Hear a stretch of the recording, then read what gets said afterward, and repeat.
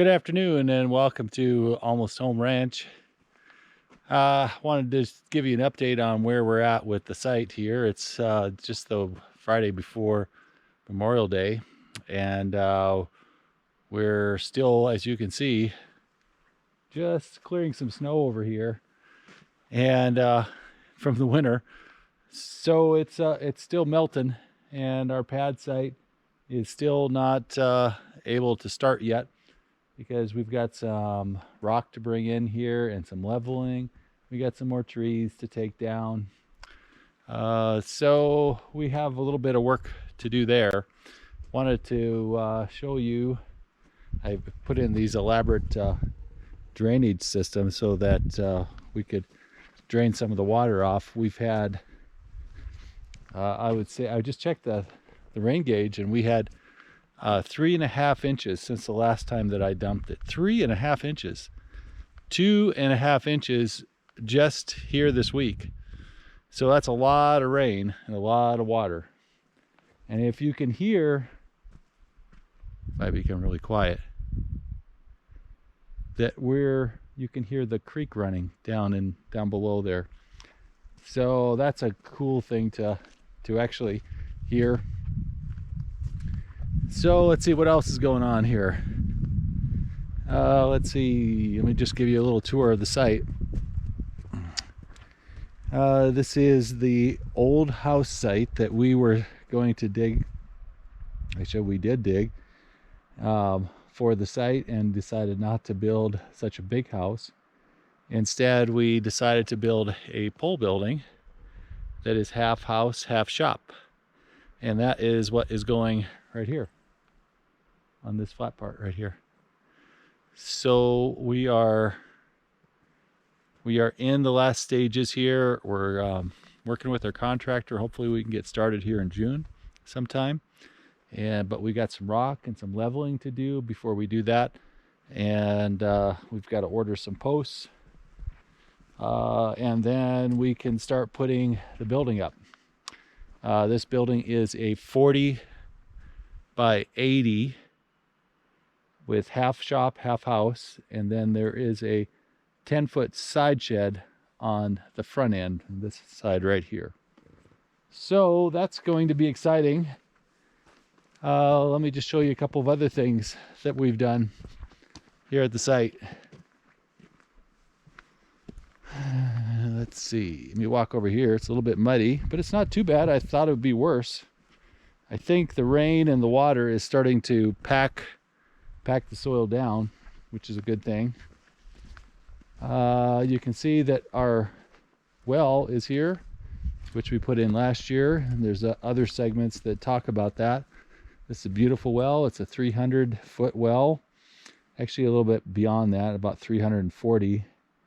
And we are so amazed and blessed to be able to have water up here. That's a great thing. So we'll be extending that to the house. Oh, I forgot to show you the septic system over there. We've been working on some wood last fall, and we have a start on our wood for this next fall. Our fuel tank goes right here, and there's the snowcat that we have right over here. That will be put to work next winter so that we can come and go in any condition. Down below here, here's our weather station.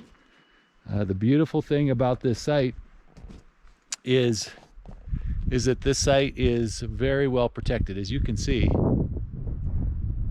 this site is surrounded by probably 50-foot trees, evergreens thereabout if you look around.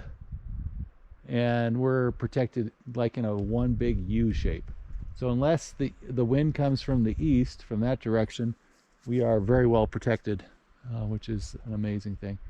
This weather station actually collects data and then transmits it over the Verizon cell network, and so we can monitor it remotely, and we can monitor water, humidity, rain, of course, wind direction, speed, and solar irradiation, which is pretty cool since we'll be off grid here. Let me just show you a couple more things here. This site right below here is going to be the site of one of our groups of panels. Our panels are actually going to mount on poles, and so we have 16 solar panels per pole, and we have 3 poles that we're putting in. This is a roughly, it's not roughly, it's a 15 kilowatt system, and so we have 3 arrays that we're putting up, and that's one. Another one is going to go right here. You can see the green spot on the ground, and that will actually, we'll be able to get the sun pointing south on that track there. And the third one is right over here. This is our old motorhome, by the way. We're trying to keep the mice and the rats out. It's been a constant challenge. Here's the green spot here. This panel will actually point to the southwest. Now I wonder who's calling. I'll be right back. Okay, so here we are back again. I was explaining, usually we don't have any cell reception up here, but every once in a while it comes in. That's one of the beautiful things about being up here in the middle of nowhere, is peace and quiet from the outside world. At least that's what I thought. So this solar panel is going to be right here, and this one is actually going to point to the southwest. And I actually have a device that actually tracks by season. It's called a solar tracker, I do believe, and it'll track the sun. It does a really nice thing about inscribing where the trees are, and then you can see the different paths of the sun for winter versus summer, and helps you to actually put these panels. Now, in my case, I'm actually going to put these panels in so that they are, okay, one is pointing to the southeast, one is pointing to the southwest, and one is pointing to the south. I've been studying this for a long time, and we've been researching solar at the company I work for a very long time, and the thought pattern there is that we have we'll have a continuous arc of charging, and with the high efficiency of these panels these days, our panels are, well, they're about 20% efficiency. They don't have to have direct light, so indirect light works just fine. So we want to try to capture the most complete arc as it goes from the east all the way and sets in the west. So that's kind of the plan, and we'll probably start working on those solar panels, I would say, pretty soon. So that's exciting to put those in. We decided not to put them on the roof of the house because I'll show you. So our house and shop is going to be tucked up right against, that is south. If we put them up on that side of the shop, which would be the easiest thing to do, they'd be in the shade most of the time, and that's not going to work for us since we're all off grid.